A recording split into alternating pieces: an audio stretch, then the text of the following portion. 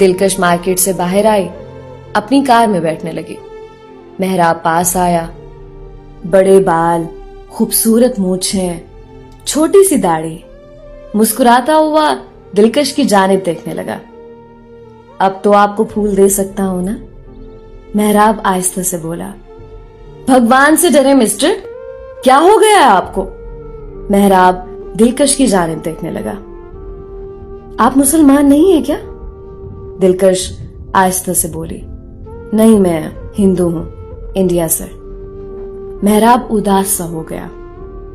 پڑ گیا سیاپا۔ چلو کوئی بات نہیں، آپ پلیز یہ پھول تو رکھ لیں۔ دلکش نے پھول پکڑا۔ خوش؟ اب میں جا سکتی ہوں؟ محراب آہستہ سے بولا۔ اپنا بہت سارا خیال رکھنا، کل پھر ملیں گے۔ اچھا سنیں، کیا آپ اپنا نمبر دے سکتی ہیں؟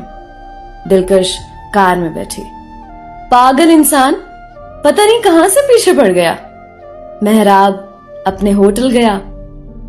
ہائے ربا، کتنی سوہنی کڑی ہے، لیکن ہے انڈین، دوسرا ہے بھی ہندو۔ کوئی بات نہیں، محبت اندھی ہوتی ہے۔ دلکش اپنے کمرے میں بیٹھی تھی۔ سر میں درد ہو رہا تھا، بخار بھی تھا، ایک صحت ٹھیک نہیں، اوپر سے اس پاگل نے دماغ خراب کر